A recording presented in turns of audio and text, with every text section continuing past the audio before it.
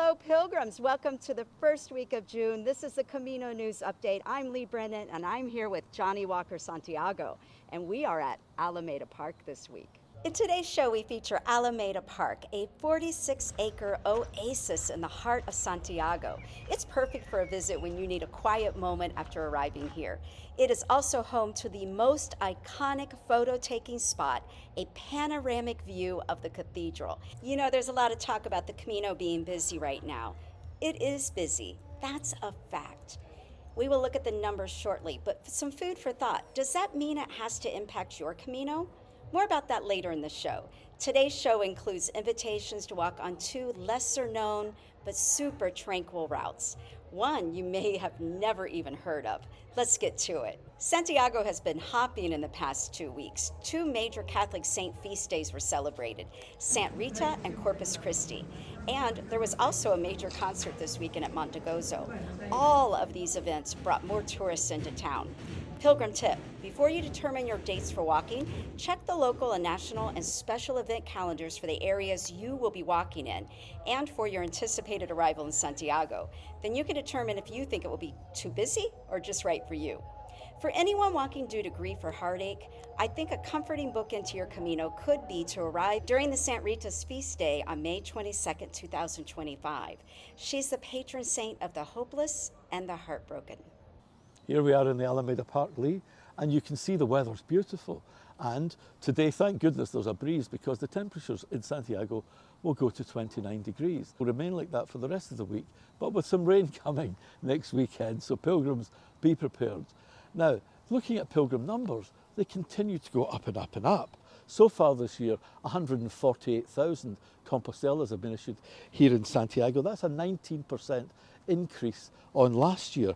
And recently, in May, records have been broken yet again, with 74,000 Compostelas being issued compared to 61,000 Compostelas in 2023. A staggering fact is it's now emerged that for every one Spaniard walking the Camino de Santiago, there are two foreigners, and that is the records being broken. Question that we asked earlier is, can you still find quiet and solitude with the pilgrim numbers surging by 20%? Well, I think it's very possible. When you look at it from your intention and your mindset, what is too busy for one pilgrim may not be a problem for you. When you hear there are no rooms available on the Frances, stop and consider this for a moment. That could mean no accommodations in the category of lodging that particular pilgrim wants or needs. As for me, I like walking with other pilgrims. I actually felt a bit lonely when I walked the Invierno just 2 weeks ago, but that was after walking in almost total solitude for a week on the San Salvador. There are so many routes to choose from, and if you do choose to walk the Frances, which I still highly recommend, depending on the wave you come in on, it will likely start to feel busier and busier as you move from Saint Jean to León.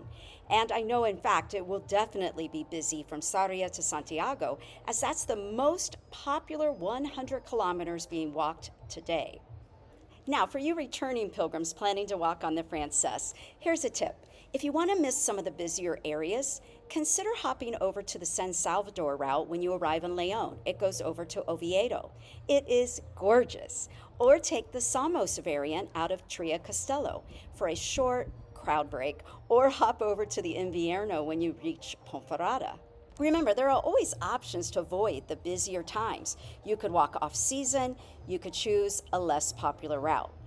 Now, I want to give a shout out to the Canadian Company of Pilgrims. They've developed a wonderful Mindful Pilgrim program, one that emphasizes presence. Now, pilgrims, we invite you to sit back now and enjoy a mindful walk with Sven Kaven along a calm, scenic, and lesser-known Camino route. Let's go.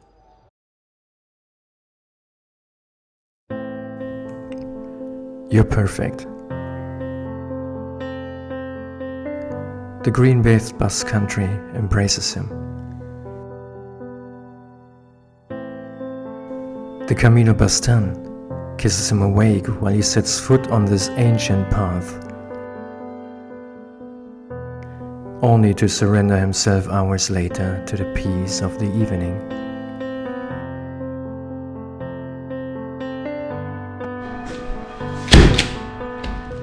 Ultreia. The ancestors of this land speak to him, offering their wisdom, sharing their vitality.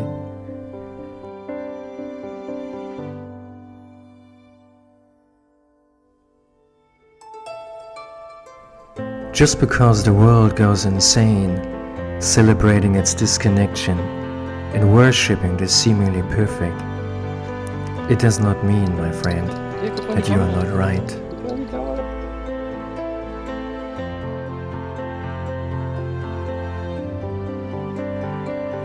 You're perfect when you make peace with your apparent imperfections.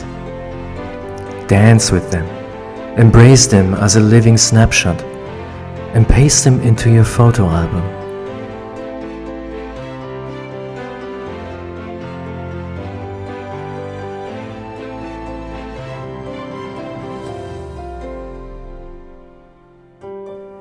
You're perfect when you do not dry the tears of disappointment, but taste them in their fullness. Let them flow. Feel the moisture on your cheeks, the salt showing on your skin.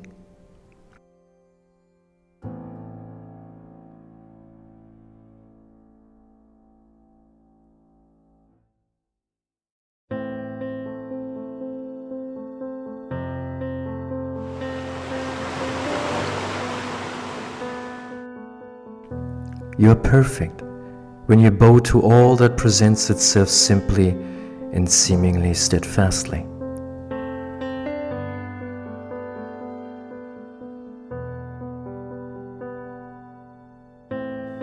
So bow to what grieves you, to what robs you of courage.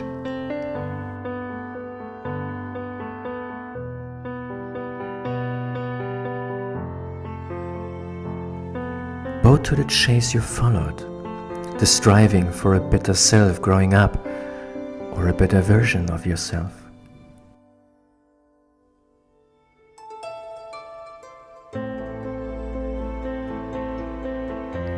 Bow, my friend, to the sweet misunderstanding we call life.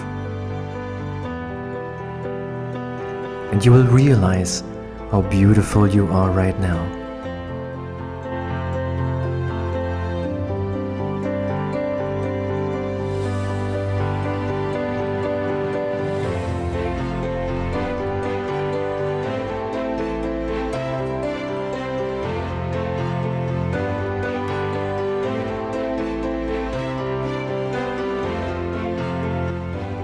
And so the river flows, and the birds fly, the sun warms, and the rain nourishes.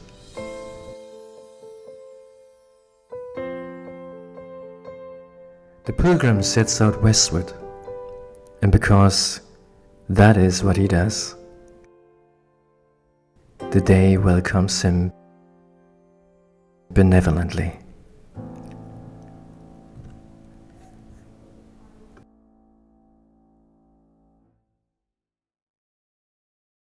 Now let's head back to Alameda Park for a few insider tips with Johnnie Walker.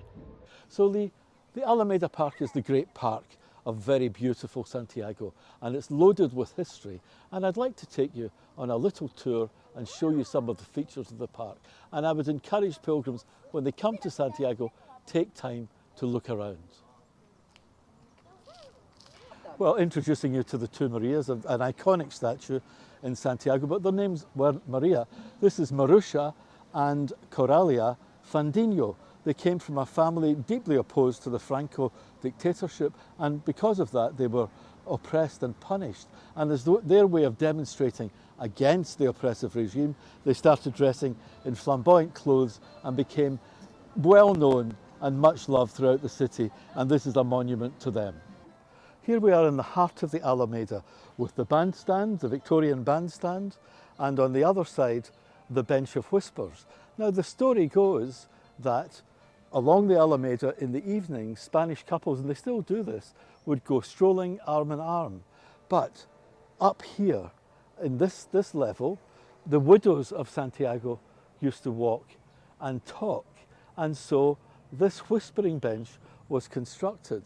Now, it's a very sexist thing to say, but the whispering bench was constructed so that they could spread gossip amongst themselves, and the story would go from one end to the other.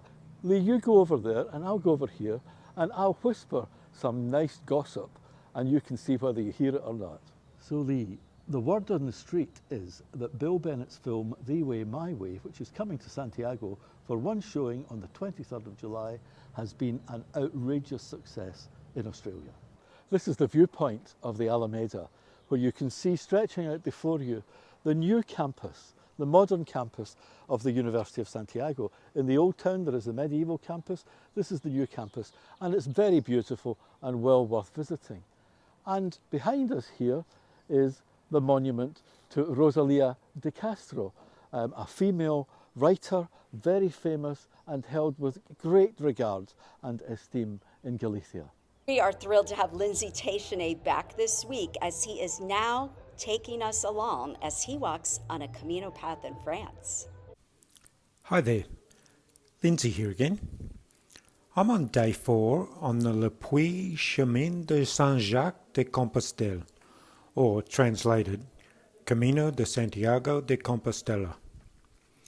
This Camino starts in the French village of Le Puy-en-Velay in central France and winds through provincial towns and villages for 750 kilometres to officially end in Saint-Jean-Pied-de-Port.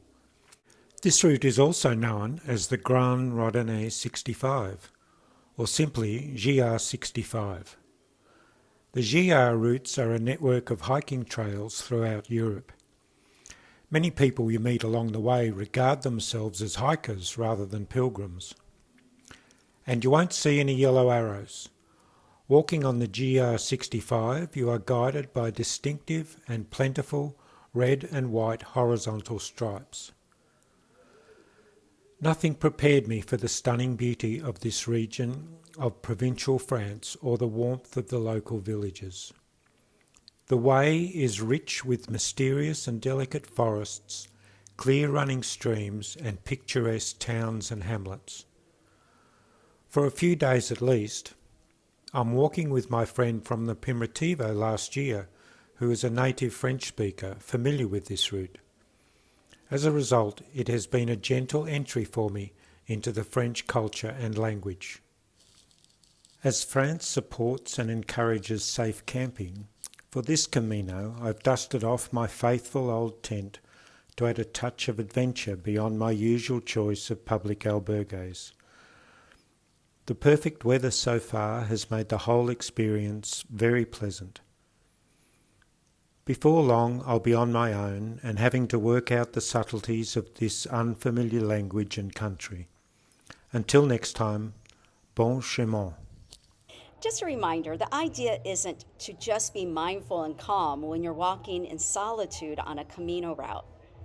It is to be able to find presence wherever you are, whether you're on the path walking out of Sarria into Santiago, or you're here in the bustling city of Santiago, but even more importantly, when we return home.